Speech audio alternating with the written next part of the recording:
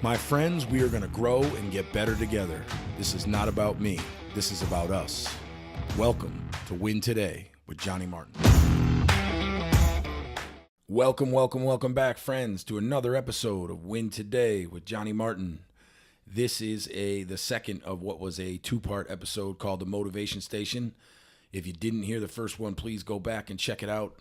I think you will enjoy the first episode as much as I hope that you'll enjoy this one that we're going to share with you today. As always, joined in studio today by my good friends and co-producers of the show from Cloud9 Marketing Group, Mr. Dylan Pilon. What's up, D? How we doing, man? Life is good, man. Life is good. And also Donnie Kavanaugh from Seven Roads Media. What's up, Donnie?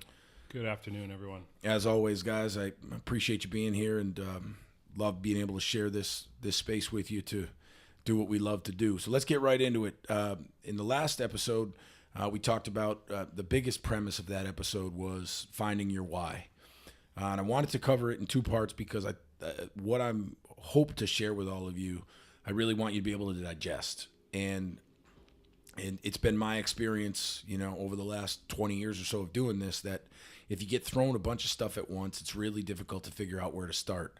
And so I wanted to break this topic up into a couple of different parts so that you could digest what you heard the first time, and hopefully between the time you heard the first episode and the time you're listening to this second episode, you've been able to actually try to incorporate some of this more practically into your life. So the way that this stuff works best is if you can actually apply it. Practical application is the best way to improve. And by practical application, it means being okay with failing, with trying stuff that you find just doesn't work for you, and try something else once you realize that doesn't work. So just like what we're doing here with the podcast, and this is a new adventure for me. If you guys have been listening since we started this, I'm more grateful than you know. And this is something that we are going to continue to grow and get better at, and we certainly hope that you do the same. So I just want to pick up right where we left off. You'll notice if you listen to the previous episode on the Motivation Station, I shared 5 things with you that I think really will help you get started. The first and most important is really working to define your why. And then after that, guys, we really talked a lot about how to do that, how to define your why. We talked about judgment, humility, the glass example, and really working to create authenticity. So we're gonna take that and those sort of topics and hopefully skills that you're working on, we're gonna bring them right into this episode. And the next thing that I've found in my work and in my own life as it relates to my personal growth and the growth that I've been so fortunate and able to help others with over the last 20 years is this notion of getting comfortable by being uncomfortable. We hear about it. It's become sort of this buzz phrase in our society today. It really was coined initially, and I'm not sure exactly by who, but it's very, very popular in the military, in law enforcement, and special operations group. This notion that we really need to do a better job of embracing discomfort. We live in a world where we have access to anything we want whenever we want it, right? So, and some of those things are really, really good, and some of those things are not so good. But we have access anytime we want to, whatever we want. So when we talk about embracing discomfort, I want to read very briefly a quote for you from a book that is a wildly popular book, and believe it or not, it's on leadership and motivation. But the title of the book and the author is Mark Manson. We'll add him to our show notes so you guys can check out this book. It's so easy to find. You can buy it right now for $15 or less on Amazon. It's from an author named Mark Manson, who's a brilliant guy. But the title of so you have to excuse my language for just a minute, but the title of the book is The Subtle Art of Not Giving a Fuck. And yes, you heard that right. And although I curse occasionally throughout my episodes, that is one word I tried not to use as we go through this journey together. But that is, in fact, the title of the book. I'll talk a little bit about that towards the end of the show, but the quote that he shares relative to embracing discomfort really sat with me when I read the book. Once we embrace our fears, faults, and uncertainties, once we stop running from and avoiding and start confronting painful truths, we can begin to find the courage and confidence we desperately seek. So the whole notion of this book is when you read it, you will be, and I encourage you guys to read it, you will be in stitches from the time you start it till the time you finish the book. And everybody, at face value, when you read the title and read some of the blogs about the book and read some of the summaries about the book, you will think it is the most negative book ever written. It's actually the opposite of that. It's very honest and it's very real. And the premise of the book is that once you can let go of the stuff that doesn't matter, you will start to unlock your potential in ways that you never, ever realized were possible. And I believe that to be true, not just from Mark's book, but from the work that I've done and the work that I've seen countless people do. And that's one of many books you'll hear me reference throughout the podcast as we continue on our journey together. But remember, when we talk about embracing discomfort, sometimes we have to go through the stuff that sucks. That's where the growth comes from. In the last episode, we talked about the fact that we live in a world now that we are absolutely bombarded with this notion that positive thinking can remove all the ills from our lives and our worlds. And that is just not true. I fancy myself as a very positive human being, but that doesn't mean I don't recognize that some stuff just sucks. What I've learned is that the more I embrace the stuff that sucks, I develop a skill set that allows me to get through other things that might be as difficult and do so with greater success every time. But most people, when they face a situation, an obstacle, whether in life, work, career, family, relationships, money, when they run into that brick wall, most people will just stop because it's uncomfortable. Getting over, around, or through that wall is tough. It's shit work. You're going to get dirty. You're going to get tired. You're going to want to quit. And that's where the test comes from. The real test isn't from the roads that are smooth all the time. The real test comes from when the roads are bumpy and they're filled with obstacles. How do we prepare for that ahead of time? Mark does an awesome job of talking about this in his book, but also as you live every day, intentionally put yourself in situations, and I can't stress this enough if you're listening, intentionally put yourself in situations where the likelihood of failure at your first attempt is high. Put yourself, I'm gonna share that with you again, put yourself in situations where the likelihood of failure at the first attempt is high. So embrace the fact that it's going to be brutally difficult, whether you are a fitness person and you're chasing that PR, whether you work in corporate America and you have to take on a new project that you know is something you've never done before, whatever it is in your life, you can draw a parallel between that situation and your willingness to at least give it a go, to get comfortable by being uncomfortable. And I think the more we can do that in our lives, the more that we can embrace discomfort, the better off we're going to be.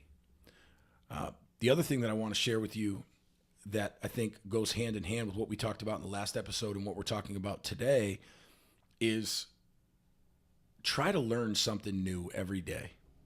If you're not sure where you're drawing your motivation from, try to learn something new every single day.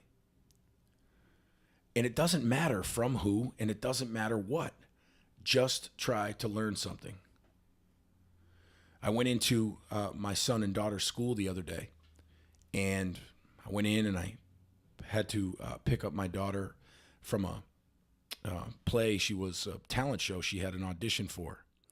And so while I was there, I had a chance to talk to the principal and the principal's secretary and some teachers that were in the office after the school day.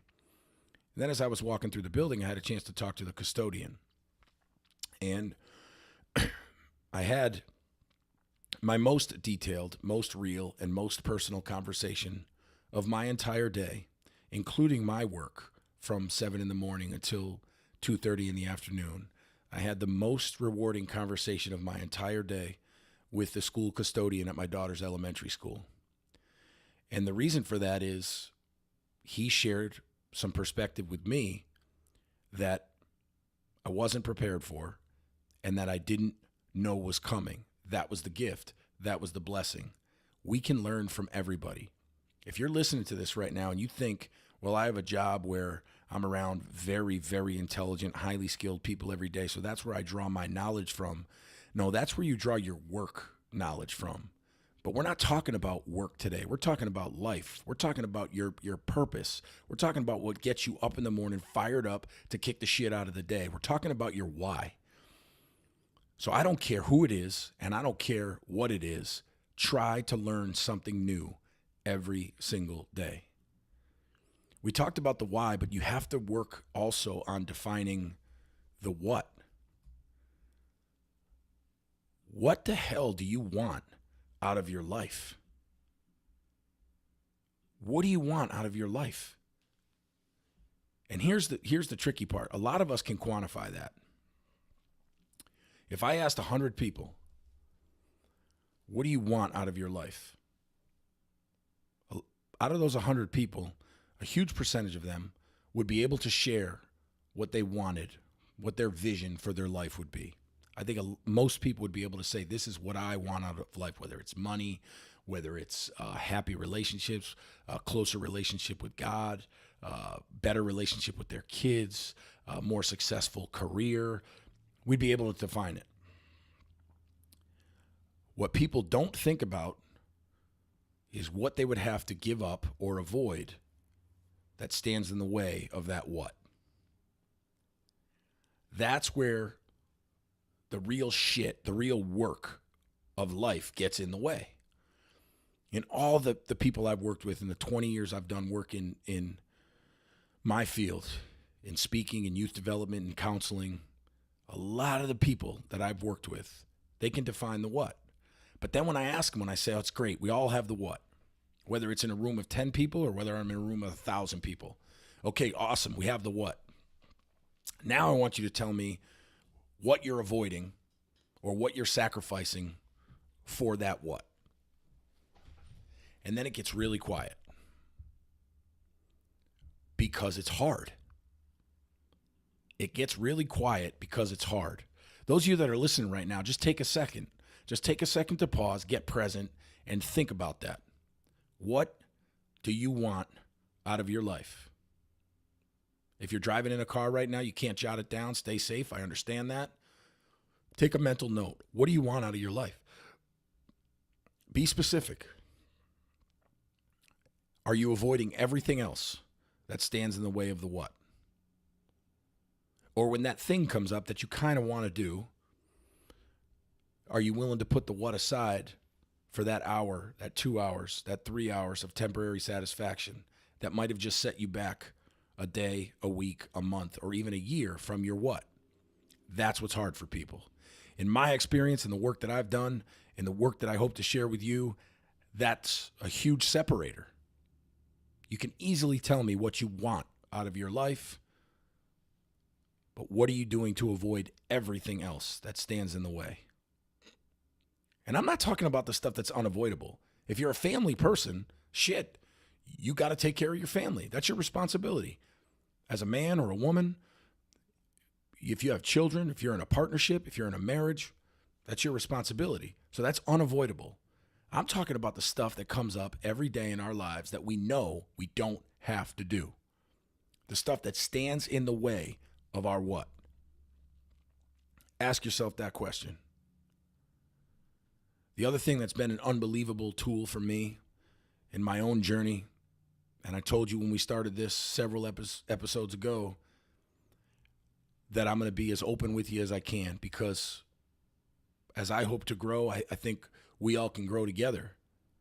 One of the things that's become very, very glaring for me is that it's no one's fault or responsibility. Not for your what and not for your why. Well, see, when we're born, we're all born with this invisible backpack. Can't see it. Every one of us is born with it. And as we go through life and we run into the shit that life throws our way, that backpack gets filled with pebbles and stones and rocks. And some of us throughout our journey know how to dump some of those pebbles and stones, and some of us don't really learn or haven't learned how to dump those pebbles and stones. But nonetheless, there are stones. It's our backpack. We have to learn to own our shit. It's no one's fault. It's no one's responsibility. You had a really tough childhood. I can be empathetic. The world may be empathetic, but their empathy for your childhood is not going to get you closer to your what. Or you're the person maybe that was born with everything. You had everything at your disposal. Money, resources, 2 parents at home, a healthy home life. And all. That doesn't mean you're entitled to anything. And do you want what your parents had? Is that your why? Is that your what? My father is my idol. My father is my best friend. I got into the line of work that I have right now in helping other people as my purpose and passion. And a huge reason for that was because my father did the same work. My father's in his 70s now. He still does the same work for nothing. Gets up every day and gives of himself to kids every day and doesn't take a penny for it. My idol and my best friend, that's his what? That's his why. I followed that same career path, but my why is different. The level at which I want to extend my why is different. Not greater, not less than. It's just different. We have to really, really get dialed in to owning our shit. We have to become problem solvers, folks. When we run into an obstacle, it's not the end. What's the plan? I run into some difficulty at work. Am I going to be one of those people that walks into the boss's office and am I that consummate complainer because everything else in my life sucks? And so I take that with me to my work, or my life sucks because of my work. And so it's the boss's fault. It's the system's fault. Listen, you got a job. You're blessed with the opportunity to get up every day and go to work. If you don't like what you're doing, it's your responsibility to find something else to do. It's your responsibility to find your why, to tap into those strengths, those talents, those gifts that make you different. You don't want to be stuck in that cubicle. You have to find it within yourself to go do something else. You don't want to be stuck in that job that you can't stand, but you have to keep it to pay your bills. Well, then the job doesn't suck because it provides you that gift. And that gift is that you can take care of your bills and your responsibilities. And in the meantime, you can continue to tap into your why. Continue to tap into your what. Where we are in this life is no one else's fault and it's no one else's responsibility. And once we get very, very clear with that, our ceiling is infinite. You want to start to grow and climb professionally, personally, emotionally, in relationships? When you wake up in the morning, understand that you get to write the page of that book for the day, and it's no one else's job. It's no one else's responsibility. And if that page sucks, if that page of that book for that day sucks, that's on you. It's on you. And life is going to throw you a shit sandwich from time to time. You have to choose whether or not you want to eat it or throw it out the window. But that is up to you. And the last thing that I want to talk to you about today in terms of tips, and then we're going to talk a little bit more about where you can find Mark's book, and just a challenge I want to leave you with is this notion of who we spend our time with. Because we all have the same 24 hours in a day. You hear me talk about it all the time. I truly believe this for me. I'm the sum of the 5 people I spend the majority of my choice time with. Choice is the key term there. When I have idle time or my own time, I am going to become a reflection of the 5 people I spend the majority of my time with. As you're listening to this right now, I don't know if you feel the same way. That's how I feel. That's what I've noticed works to my advantage in life and works against me in life. When I feel like I'm in a patch in my life where things aren't going as well as I think they should be going, or I hit a patch of the road that's rough and I'm working to figure out why, the first place I always go is the people I spend the majority of my time with. That's the first place I always go. You show me your friends, I will show you your future. And I don't care if you're 10, 15, 55, or 80. My grandmother, when she died, she was 93 years old. A month before she died, up until about a month before she died, she was still driving. She went to mass every day. She had a lunch group she met with every day. And then she went to a school for kids who came to this country and they spoke no English. And my grandmother, in her 90s, would go to that school 2 days a week to work with these young kids, most of whom were from Eastern European countries that spoke no English. So my grandmother's purpose in her 90s was to try to teach them how to speak English. And she did that with a group of girlfriends. Man, they were funny as hell. They used to pile in my grandmother's car, all in their 80s and 90s. They'd be bitching at each other the whole day, but they were doing meaningful work and they were staying young. So for my grandmother, she became the sum of those people that she spent the majority of her time with. Don't lose sight, folks, of how important that is. As we leave this episode, I want to leave you with a thought. And I do this myself from time to time because it can be really, really helpful. And this is a fluid challenge. This will change as your life changes. And don't be afraid of change. Change is inevitable. It's part of the journey. But I want you, if you're listening to this in the car or wherever you're listening to, when you have a chance, either in your phone or in your computer or down on a piece of paper, just make a list of everything that is truly important to you. Everything. Get home, you take your computer out, you take your phone out, you open up notes, and just write a list down of the stuff that's truly important to you. It's got to be personal, you got to get selfish, and it's got to be your own. One time this week, only once, pick out a situation that arises that creates an emotional response for you in some way. You get into an argument with somebody at work. Your kids drive you up a wall. If you're in a relationship, your other half does something that elicits an emotional response in some way. Check to see, once that response is elicited, check to see if those people, places, or things are on your list. You've created that list now, folks, of everything that is truly important to you. Somebody or something elicits an emotional response. Go check your list. If it's not on the list, then it shouldn't matter, right? That's the tough part. If it's not on the list and it does matter to you, then you got to get back to the drawing board and you got to really take a good look at your personal values and get real honest about your life. Because this is one of those lessons that will smack your life right in the face. I didn't write it on the list, but it really pissed me off. Listen, we're emotional people. So I'm not saying that it shouldn't elicit an emotional response. We are emotionally driven beings. That's what human beings are. So I'm not saying it's not going to or it shouldn't elicit an emotional response. It will elicit an emotional response.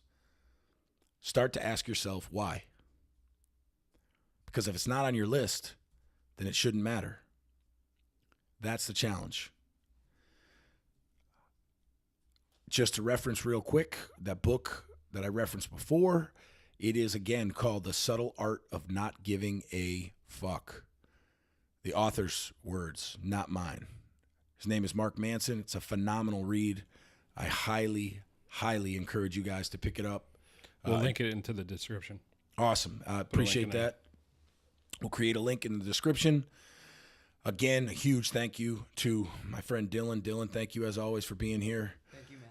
Dylan is the owner and operator of Cloud9 Marketing Group. Check him out. And my good man and friend of over 30 years who's joining me on this journey from Seven Roads Media, Donnie Kavanaugh. Appreciate you, Donnie. As always, folks, be good to those you love. Let them know you love them. Johnny Martin signing off. Another one. Win today. Be good to those you love. Let them know you love them. I'm out.